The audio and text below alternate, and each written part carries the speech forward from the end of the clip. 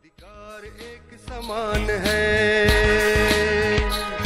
आदिवासी दलित महिलाओं के लिए, शोषित ग्रामीण बेसहारों के लिए झालसा का योगदान है।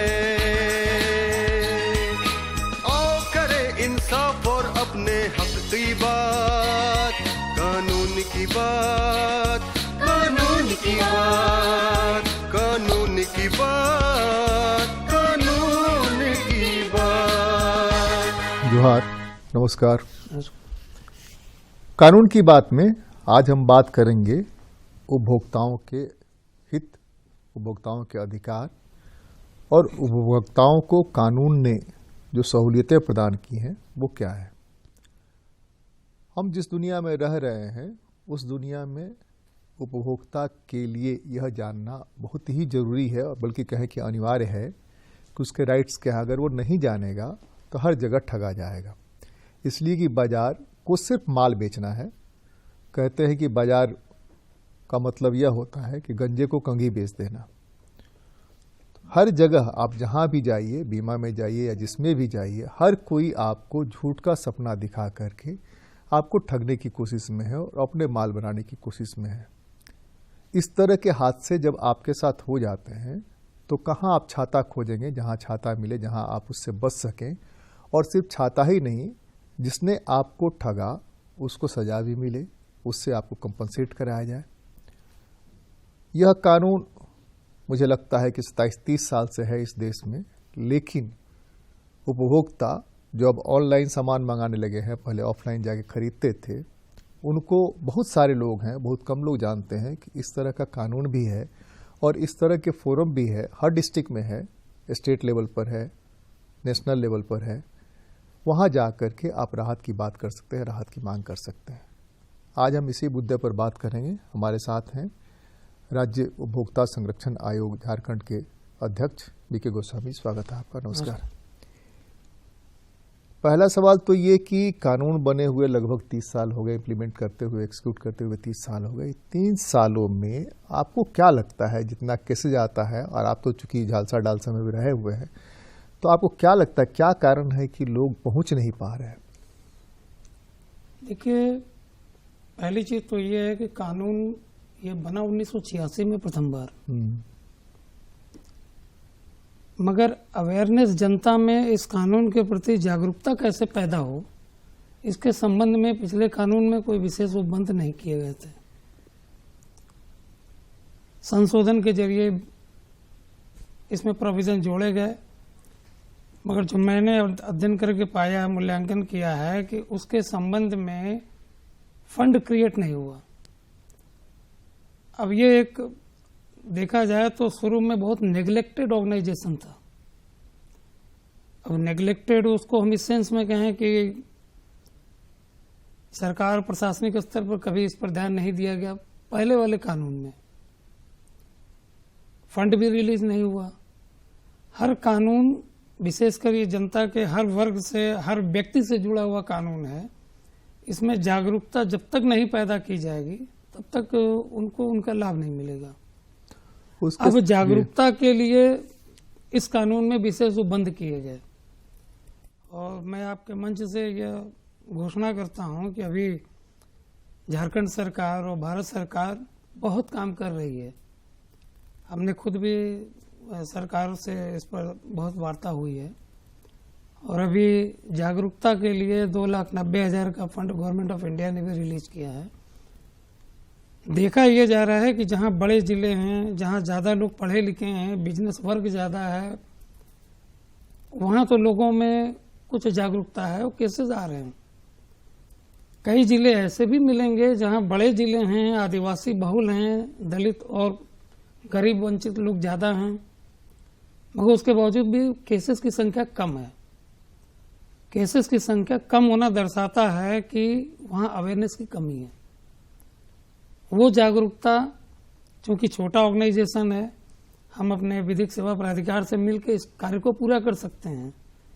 उनके द्वारा सहयोग भी हमें बराबर मिला है। और चूंकि मैं इस संगठन में रहा हूं तो पहले भी इसको करते रहे, मगर पहले चूंकि हमारे पास जब तक कोई योजना नहीं आएगी दूसरे विभाग से, हम पहले नहीं कर पाते थे।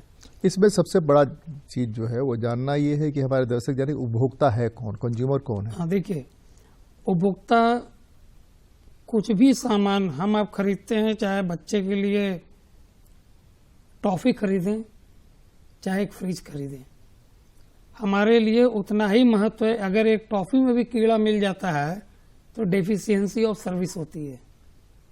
फ्रिज का आप खरीदते हैं 25,000 50,000 लगा के, अगर उसमें उसका सिस्टम काम नहीं कर रहा है, कूलिंग नहीं दे रहा है, करंट आ जा रहा है, तो ये गुड्स में बहुत बड़ी डेफिशिएंसी है। तात्पर्य यह है कि एक टॉफी से लेकर के अंतरिक्ष यान हम कह लें, एक नमक से लेकर के हम फ्रिज तक कह लें, नमक से लेकर के खाद्य का कोई सामान हो, यूज का इलेक्ट्रॉनिक गुड्स हो, हम कुछ भी खरीद रहे हैं तो आई एम ए कंज्यूमर।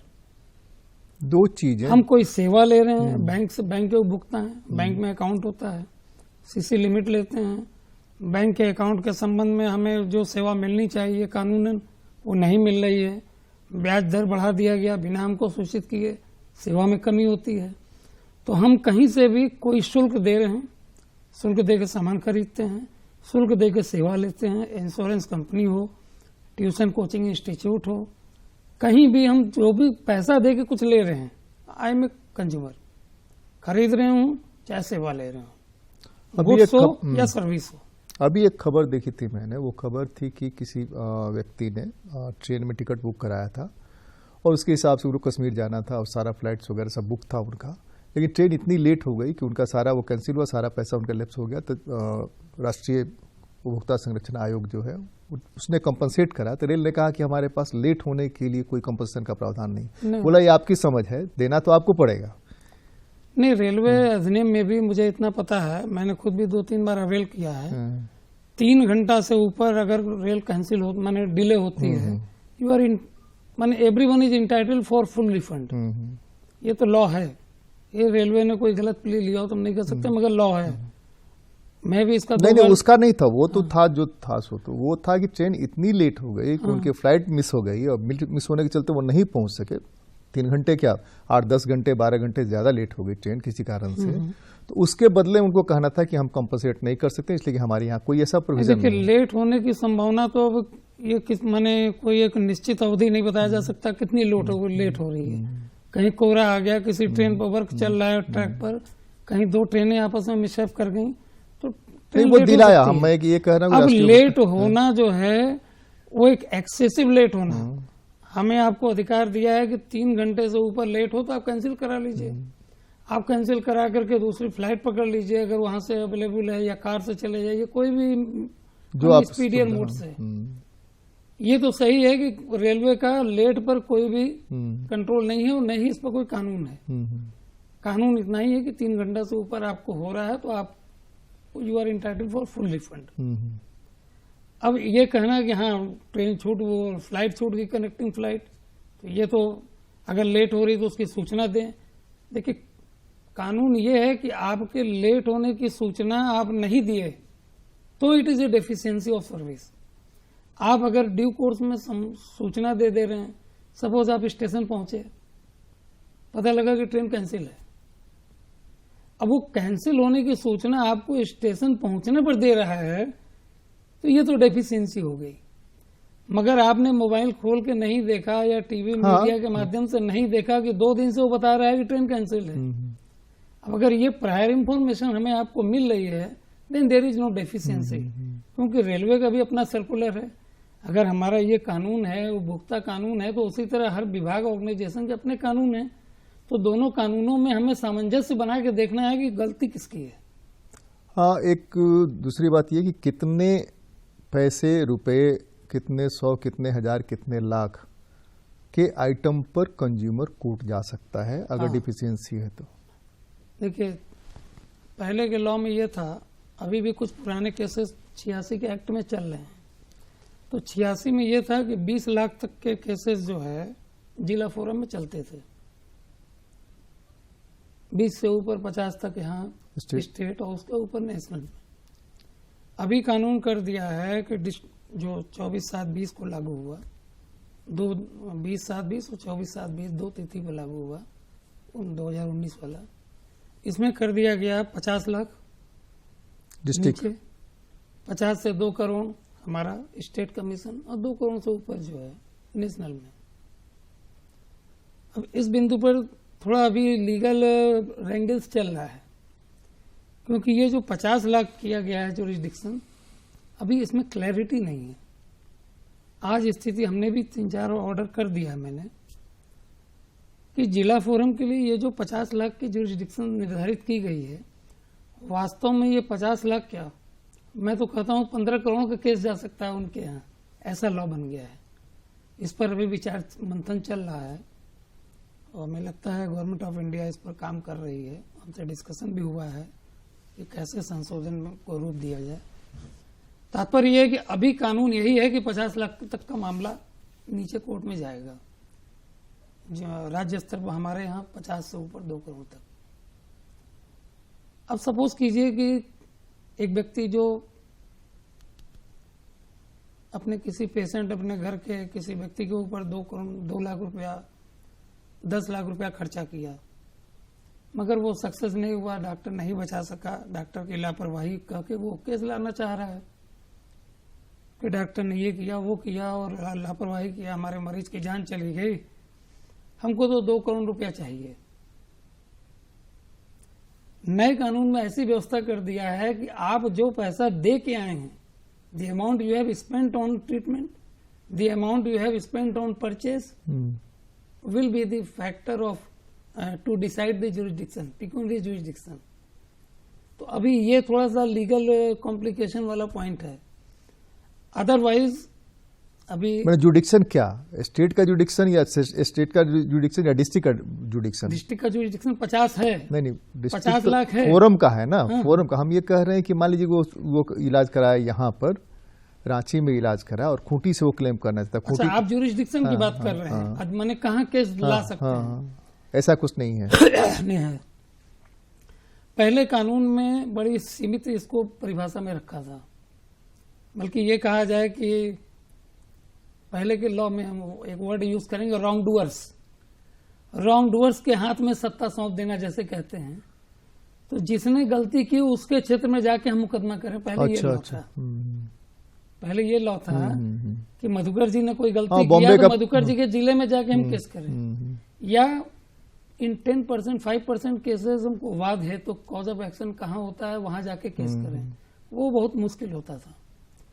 आज जो नया कानून में ये रेडिकल चेंज यही लाया गया कि I am sitting at Delhi, इलाज कराया रांची में या बॉम्बे में, हम अपना घर रांची में दिल्ली में कर सकते हैं। ओके। अब रांची में इलाज कराया, रांची में भी कर सकते हैं। पैसे का पेमेंट हमने दिल्ली में बैठ के नोएडा से किया, जो पेटीएम करते हैं, यूपीआई करते हैं, नोएडा से होता है कनेक्ट।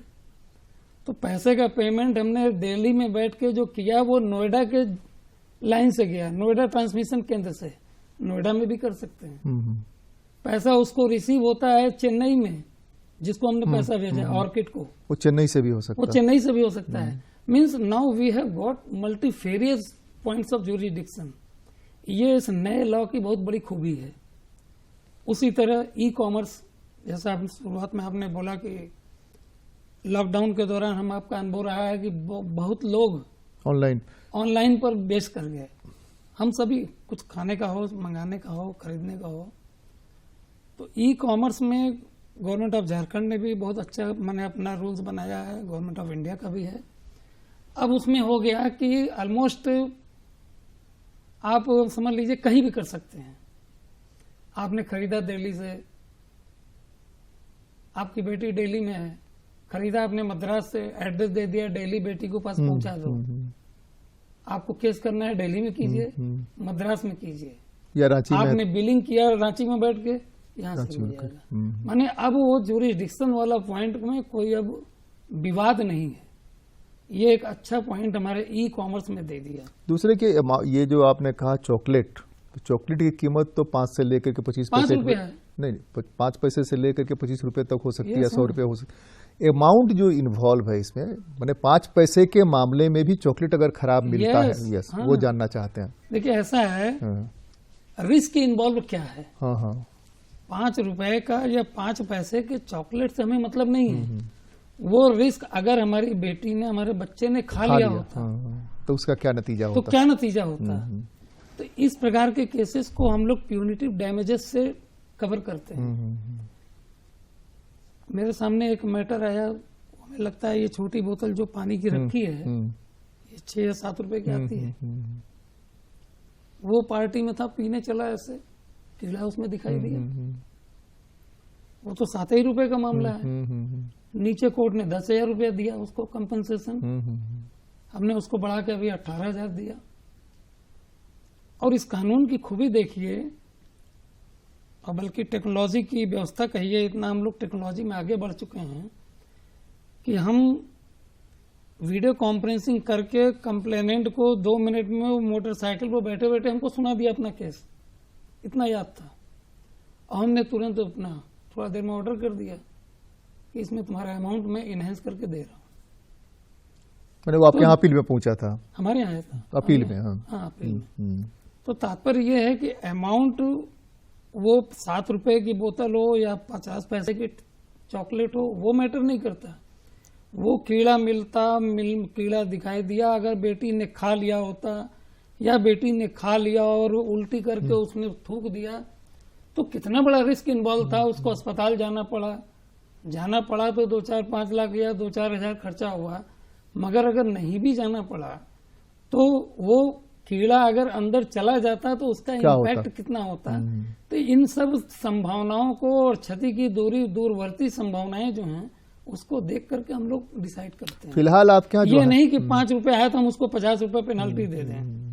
आपको एक किताब आपने खरीदा, किताब एनसीईआरटी की खरीदा और आपको नकली किताब मिल गई, उस चैप्टर में एनसीईआरटी के ओरिजिनल के बजाय कुछ गलत आंसर दिया था, आपने उत्तर लिख दिया, आप चैलेंज कर रहे हैं हाईकोर्ट सुप्रीम कोर्ट में, पता चला कि यही आंसर तो लिखा है जो इसकी किताब में है, इसके मैंने किताब ने प्रकाशक ने गलती किया जी। तो उसका तो भविष्य पूरा स्टेक पर है। तो हमें उस दृष्टि से उसको देखना है कंपनसेशन, क्योंकि कुछ ऐसी गलतियां जो कंपनसेशन दे के पूरी नहीं की जा सकती, मगर उसके मानसिक संतुलन को तो हम दूर कर सकते हैं। उस स्थिति में कंपनसेशन डिसाइड होता है। आपको एक केस और बताता हूं। अभी करीब 15 दिन के अंदर ही मैं एक दुकान में गया, मॉल में, तो लास्ट में पूछता है कि सर कैरी बैग लेंगे? हमने कहा कैरी बैग दोगे तो लेंगे। बोला सर प्राइस है। हम क्या दिखाओ। हम 7 रुपया 10 रुपया देंगे। 2016 के प्लास्टिक रूल्स में लिखा हुआ है, धारा 11 और 10 में। मगर आप अपनी दुकान, अपने मॉल का, अपनी कंपनी का प्रचार करने वाला लिफाफा देंगे तो हम आपको 20,000 रुपये ठोकेंगे। आप हमें सादा लिफाफा दीजिए, कागज का हो, जो भी हो, परमिसेबल लिमिट्स में। मगर आप रिलायंस ट्रेंड्स का हमको लिफाफा दे देंगे और 7 रुपया भी लेंगे तो हम आपसे 70,000 रुपया वसूलेंगे। ये है कानून। तो वो मैटर नहीं करता कि कितना रुपए का केस इन्वॉल्व है, कितना उसको नुकसान होने की संभावना थी, हमें ये देखना है। मानसिक संतुलन उसका कितना बिगड़ा, आपके दुकान में, आपके अस्पताल में पहुंच करके उसको कितना प्रॉब्लम हुई, इस स्तर पर हम लोग जाके उसको कंपनसेशन डिसाइड करते हैं। और यही मानक है। टाइम कितना लगता है, समय की अवधि क्या है? क्या है कि आमतौर पर मेरी जानकारी के अनुसार आपके हैंड की कमी है। एकदम एक्सेप्ट करता हूं। मैं हमारे यहाँ भी है। मैंने अभी कल 2010 का 79/10 एक केस अपील है सुना हूं। यद्यपि वो सुप्रीम कोर्ट से रिमांड होके आया है। देखिए लॉ पहले भी था, 3 महीना 5 महीना में डिसाइड करने का था। मगर ये भी सही है कि किसी न किसी स्तर पर उपेक्षा बरती गई, जिसके चलते पूर्व के फोरम में गठन नहीं हो पाया, सदस्य नहीं थे तो अध्यक्ष नहीं थे। इन सब के चलते जो है लंबा खिंचा केस। अभी आज भी अब जो पुराने केस हैं उसको तो हम लोग जल्दी निपटा रहे हैं, हमारा नीचे वाला भी ऑफिसर कर रहा है। मगर कानून है 3 महीना और 5 महीना के अंदर। 3 महीना सामान्य केस में है, मैंने आपको नोटिस मिल गई, आप जिस दिन उपस्थित हुए वहां से 3 महीना। अगर कोई मैकेनिकल रिपोर्ट है, क्लिनिकल रिपोर्ट है, मेडिकल रिपोर्ट है, एक्सपर्ट ओपिनियन है, ये सब संबंधित कुछ केस है कि मंगाना है, तो उस केस में हम लोग 5 महीना रखते हैं। 5 महीना को अगर कोई विशेष कारण है तो आप 6 महीना 7 महीना कर दीजिए, क्योंकि देखिए कंज्यूमर का पूरा सिस्टम स्टेक पर होता बिल्कुल है। बिल्कुल बिल्कुल। हमें कंज्यूमर को अब जितना लंबा खींचेंगे, अभी कल मेरे सामने एक आदमी आया, बोला 30,000 मेरा जबरई काट लिया बैंक ने। तो हमने कहा कि तुमने वो कागज तो लगाया नहीं, नीचे कोर्ट ने उस चीज को देखा नहीं। हम सर यहाँ लगा देते। हमने कहा ठीक है मैं देखता हूँ। तो उसने कहा सर मैं दोबारा नहीं आना चाहता, 30,000 को मैंने 76,000 अब तक खर्च कर दिया, ये उसका कथन था। हमने कहा कि मैंने तुमको नोटिस में लिखा है कि तुम ऑनलाइन हमारे पास इस सिस्टम से जुड़ जाओ। कल हमने उसको फिर कहा कि देखो ये कोड है, इसको दबाना, ऐसे जुड़ जाओगे। तो हमारा बेटा चलाना जानता है, हमके बेटे से बोलना जुड़ जाएगा। तो अभी सिस्टम हमारा इतना तेज गति में काम कर रहा है कि मधुकर जी यहाँ बैठे हैं, हमसे जुड़ जाएं, 5 मिनट इंटरव्यू छोड़ के अपनी बात रख के फिर यहाँ बैठ जाएं। अभी आपके फिजिकल उपस्थिति की कोई आवश्यकता नहीं है। आपको अपने कागज भेजने हैं, 2 लाइन लिखिए, अपना मोबाइल नंबर लिखिए और प्रेयर कर दीजिए, हमारे पास पहुंच जाएगा, ईमेल से भेज दीजिए। ये सब सिस्टम में जो आ गया, इसके चलते अब शीघ्र माने निस्तारण हो रहा है। 2 चीजें और है। बैंक का आपने नाम लिया इसलिए बैंक से जुड़ा हुआ। एक तो ये है कि जो पासबुक्स देते हैं वो ओवरलैपिंग बहुत ज्यादा रहती है, और जब IT रिटर्न फाइल करना होता है तो वहां जाने पर वो कहते हैं कि देखिए आप जो लीजिएगा स्टेटमेंट उसका पेमेंट करना पड़ेगा, या बगैर कहे, बगैर सहमति के एप्लीकेशन लिखवाए भी स्टेटमेंट देने का वो पैसा ले लेते हैं। अब पैसा कम नहीं लेते हैं, 300-400 रुपए ले लेते हैं। मैं बता दूं, मैं इस पर अच्छे से क्लियर हूं। Bank can not charge a single price for giving you statement of account. हमसे 400 रुपया ले लिया, दूसरे की बात छोड़ दीजिए, 400 रुपया ले लिया एक साल का स्टेटमेंट में, 1 साल के स्टेटमेंट में 400 रुपया ले लिया। बल्कि दूसरे की उसके साथ जो है बैंक को कंप्लेंट्स करते हैं, कंप्लेंट्स इंटरटेन नहीं करते हैं। इस तरह का कंप्लेन करने पर वो इंटरटेन नहीं करते हैं। मैं जब जाइए मुस्कुरा करके बोले हाँ देख रहे हैं, और सालों गुजर जाते हैं। एक उपाय है, क्योंकि आप कंप्लेन कर रहे हैं, अभी आपको माने रेड्रेसल नहीं मिला, तो ऐसी स्थिति में एक ऑम्बुड्समैन की व्यवस्था है। हाँ है। ऑम्बुड्समैन, अब ये भी अवेयरनेस की बात है, मधुकर जी जानते हैं, मैं जानता हूँ, सामान्य पब्लिक नहीं जानती है, वो सीधे बैंक से उठ करके हमारे पास भाग के आएगी। मगर हम उसको वहां भी गाइड करेंगे, बाबू अभी समय है, तुम ऑम्बुड्समैन के पास चले जाओ। तो ये है कि वहां हो जाएगा। अब ये है कि ऑम्बुड्समैन के भी पावर को लेकर के अभी केस चल रहा है हाई कोर्ट में, कि ombudsman up to what extent he can grant relief against his own employer. Actually, ombudsman is an employee and officer of the bank itself. तो वहां पर उसको कितना न्याय कर सकेगा, क्योंकि वेतन जहां से उठा रहा है, वेतन उठाना तो हम लोग भी तो गवर्नमेंट के खिलाफ आदेश करते हैं, वेतन भी गवर्नमेंट देती है, मगर वहां स्वतंत्रता जो कहते हैं ना, ज्यूरिसडिक्शन की स्वतंत्रता उतनी नहीं। भीष्म पितामह ने कहा ना कि जैसा अन्न वैसा तन वैसा मन जिसका खाएंगे उसकी बजाएंगे। तो ये सही है, मगर ये गलत है कि कंप्लेंट आप डाल रहे हैं। हमारा कहने का तात्पर्य है कि आप कंप्लेंट दिए, 1 कंप्लेंट दिए, 2 कंप्लेंट दिए, नहीं इंटरटेन हुआ तो आप हमारे पास चले आइए। अभी कल हमारे सामने, परसों मैंने एक केस लिया है, मगर मैंने केस एडमिट नहीं किया, मैं ओपन मंच पे यहाँ कह रहा हूँ। वो केस में उसके दम था, मगर फिर भी मैंने एडमिट नहीं किया। इसलिए एडमिट नहीं किया कि बैंक को बुला के पहले मैं उसको बोलूंगा आप अपने स्तर पर कर लो, आप अपने स्तर पर इसको कर लो, क्योंकि इसमें लिटिगेशन का पॉइंट कहीं नहीं है। और देखिए, हम लोग आज नहीं, जब से हम जुडिशरी से जुड़े हैं, हमारे सुप्रीम कोर्ट तक के न्यायाधीश न्यायमूर्तिगण, उन लोगों का यही कहना है कि जिस मामले में लिटिगेशन का पॉइंट नहीं हो उसको बेवजह बढ़ाने से कोई मतलब नहीं है। इसीलिए तो केस इतने लंबे पड़े हुए हैं। जैसे अब है कि मान लीजिए, अब एक फिजिशियन के यहाँ एक माने कि सर्जन के पीछे लाइन लगी हुई है दरवाजे के बाहर, पता चला वो फिजिशियन समझ के 22 लोग लाइन में लगे हैं, पहुंचने पर पता चला 2 घंटा तो बेकार हो गया। तो हमारा तात्पर्य है कि हमारे पास ऐसे भी केस आ रहे हैं जिनको मैं लीगली रूप से एंटरटेन तो नहीं कर रहा हूं, मगर हाँ अपने रिकॉर्ड में दर्ज कर रहा हूं, उसको केस के रूप में दर्ज नहीं कर रहा हूं। इसलिए नहीं दर्ज कर रहा हूं कि दूसरी पार्टी को एक नोटिस दे के बुला लिया, वो आ जाएगा, और वो आकर के हाँ सर ये गलती हुई है, हम उसको। अब आश्चर्य करेंगे, एक व्यक्ति ने 5 लोन लिया था, कोई ग्रामीण स्वावलंबी सहकारी समिति है। अब वो लोन छोटा मोटा नहीं था, 78 करोड़ 60 करोड़ ऐसा था, एक सिंगल डिफॉल्ट नहीं था। मगर कुछ ब्याज की दर जैसे फ्लोटिंग होता है, हाँ हाँ, उसी बिंदु पर हुआ कि आप ब्याज हमारा कम कर दिए। बोले आपने तो एग्रीमेंट किया है। हालांकि ये कृष्णा महाराजा का केस है सुप्रीम कोर्ट में, उसमें भी कहा कि लाख फ्लोटिंग का उसने एग्रीमेंट किया हो, मगर आपको जब जब रेट बढ़ाना हो तो एक मैसेज दे दीजिए, एसएमएस कर दीजिए गोस्वामी जी को कि आपका रेट बढ़ने जा रहा है। नहीं देते हैं, कोई लगभग नहीं तो उससे हम अलर्ट हो जाएंगे और लिख देंगे भाई क्या हमें करना आगे है, नहीं लेना हाँ है। क्या करना है नहीं करना। उसने यही अपनी ग्रीवांस लेके गया। बात इतनी बढ़ गई, जब उसने कहा हमारा बंद कर दीजिए अकाउंट, इतनी बढ़ गई, मारपीट हो गई, दोनों तरफ से एफआईआर हो गया।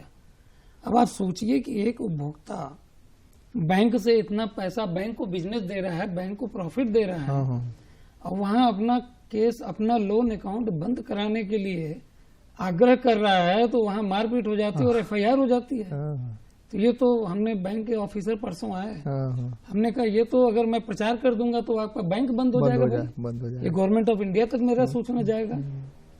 तब उन्होंने कहा कि नहीं सर हम देख लेते हैं। हमने कहा इसका अकाउंट, अच्छा पैसा जमा करके एनओसी भी मिल गया, but they are not able to, they are not ready to give back, return the documents जो मॉर्गेज और सिक्योरिटी का होता है। This the only. तो ये देखिए क्यों होता है, ये कहीं ना कहीं इनकॉम्पिटेंट स्टाफ बैठा होगा, इनकॉम्पिटेंट ऑफिसर बैठा होगा। और ये मैं एक बड़े बैंक की बात कर रहा हूँ कि छोटे मोटे नहीं, वो समझता होगा कि हमारा क्या होगा, हमारा कुछ नहीं हो रहा। ये असल चीज है, उसके प्रति रिस्पॉन्सिबिलिटी। पर यह है कि आपके किसी स्टाफ की गलती से आपकी छवि पर जब प्रभाव पड़ेगा तो पूरे सिस्टम को दूषित करेगा। बिल्कुल। हमारा समय खत्म हो रहा है, इतनी ज्यादा बातें हैं इसमें कंज्यूमर को समझाने के लिए, केसेस भी हैं, लेकिन हमारा मकसद कुल मिलाकर के यह होता है कि आपको जो हम समझाने की कोशिश कर रहे हैं, जो बताने की कोशिश कर रहे हैं, जो आपका ही है, आपका राइट है वो जानना, उस राइट को आप अवेल करिए।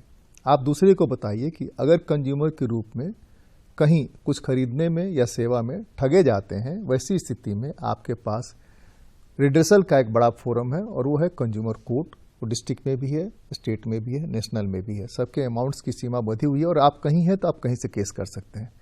कानून की बात में आज तो बस इतना ही। अगली बार मिलते हैं किसी और मुद्दे पर चर्चा। नमस्कार, जोहार।